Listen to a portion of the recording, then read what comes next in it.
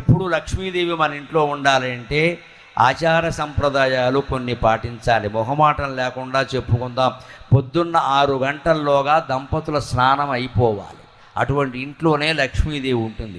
7ంటికి 9ంటికి లేస్తే ఉన్న సంపదలు కూడా గోక్కుపోతాయి, అనుమానం ఏం లేదు. పొద్దున్న 6 గంటల్లోగా దంపతుల స్నానం అయిపోయి ఆ పాత బట్టలు తీసేసి ఉతికిన బట్టలు ధరించాలి ఖచ్చితంగా.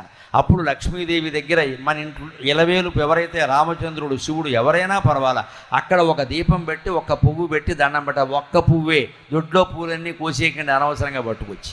ఒక పువ్వు పెట్టి దండం పెట్ట, ఒక్క నమస్కారం పెట్టినా చాలు. పువ్వులు పెట్టడం కాదు ముఖ్యం, ఇక్కడ మనస్సు ముఖ్యం. పెట్టాలి. తర్వాత వీలైతే ఓ స్తోత్రం ఏదైనా పారాయణ చేసుకోవాలి. కాసేపు జపమో ధ్యానమో చేయాలి, ఒక్క అరగంట. తర్వాత నీ పనులన్నీ చేసుకో, ఎవడు వద్దల్లా. మళ్ళీ సాయంత్రం స్నానం చేయాలి. కనీసం ముఖమైనా కడుక్కోవాలి నీళ్ల కొరత ఉంటే. మళ్ళీ దేవుడి దగ్గర కూర్చో.